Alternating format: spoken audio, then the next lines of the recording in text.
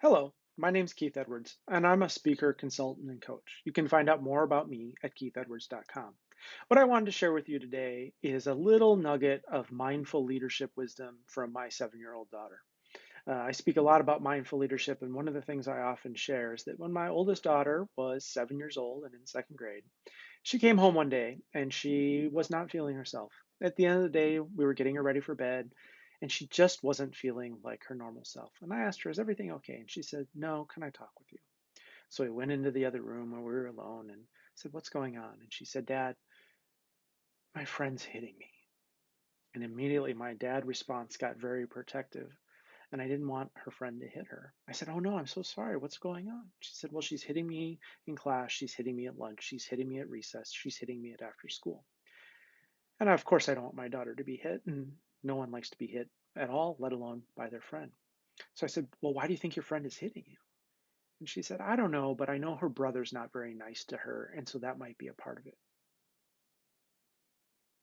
I took a step back and I thought, for her to be hurt by this friend and yet still have empathy for how her friend might be hurting is quite impressive ability to have empathy for someone who's harming you. So I was quite impressed with my 7-year-old daughter and her wisdom at that point. I said, "Well, what are we going to do about this?" And immediately I wanted to call her friend's mom and have the conversation and make sure that this came to a stop. And I said, "Well, what do you want to do?" And she said, "Well, Dad, I'm not sure. I don't want to react. I want to choose my response." And I was stunned and looked around to make sure there wasn't videotapes capturing this. I said, "Well, what do you mean by that?" She said, "Well, if I just react, I'm going to do something I regret that won't be in line with who I am and who I want to be and my values," in her own language. But if I can think about it, I want to choose a response that I will be proud of myself and how I responded. So I don't want to react. I want to choose my response. And I thought, I need to remember this and I need to share this with so many people. So what we did to help her choose a response is we brainstormed a whole bunch of possibilities. And one of the things I do in my leadership coaching when people are really stuck, we brainstorm a whole bunch of possibilities, including some ridiculous and absurd ideas. And then we have them choose and make a commitment to taking that action. So we brainstormed a whole bunch of possibilities about what she could do to choose her response to her friend who's hitting her. I could call her mom, she could hit her back, she could tell a teacher. We brainstormed a whole, probably 8 things. And when we got done, I said, "Well, which one of these 8 things that we just brainstormed do you want to choose?" And she said, "Well, Dad, I'm really tired. It's bedtime. I'm not going to make a good decision. I'll decide on it in the morning," which is a great level of both self awareness and self management, two keys to emotional intelligence. So I was just impressed. Then I sent her off to bed. And the next morning, frankly, I forgot about it, didn't even ask her. Later that day, she came home and she said, I said, "Well, what did you do?" She said, "Well, I just ignored her," which wouldn't have been my choice for how she would respond. So how did that go? She said, "Well, I just ignored her. I think she was just trying to get a reaction out of me. When I ignored her, I think it got boring. She stopped. She gave up." And then we played together at after school and it was really great. And we're friends now. Now, I want to be clear about a few things.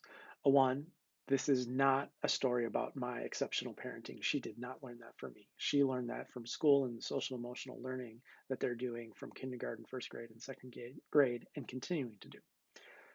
Two, how many of us as adults in the past week, 24 hours, have found ourselves being triggered, upset, hurt, treated unfairly? And how many of us have wanted to react when we could have chosen our response? And what can help us do that, to help us not react and take a step back and choose our response, is a sacred pause. In their book, The Book of Joy, the Dalai Lama and Desmond Tutu describe a sacred pause and widest perspective helps us solve problems with creativity and compassion rather than rigidity and reactivity. So the idea isn't to be passive and let people treat you unfairly and not do anything about it.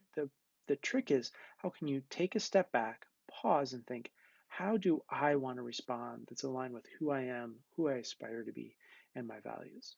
And that sacred pause can be all sorts of things. It can be counting to three. It can be taking a breath. It can be doing box breathing. It can be counting to 10. It can be pretending you have to go to the bathroom or going to the bathroom and getting a break. It can be not responding to that email until tomorrow.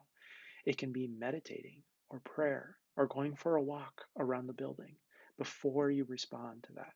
And if you can take that sacred pause and zoom out and see everything in the full perspective and get regrounded in who you want to be, then you can move from reacting to choosing a response that you'll be proud of down the road. And this may take 3 seconds, it may take a week, it may take even longer than that. But how can you take the time so that you're not reacting and choose your response? And what is it that you need so you can not react and you can choose your response? So this is one of the core key pieces of mindful leadership. I do a lot of workshops around mindful leadership, and I often find myself sharing this story about the wisdom of my 7-year-old and what she's learned at school about mindful leadership with my coaching clients and others. I hope you find this useful. Again, my name is Keith Edwards. You can find out more about me at keithedwards.com. I hope you have a great day.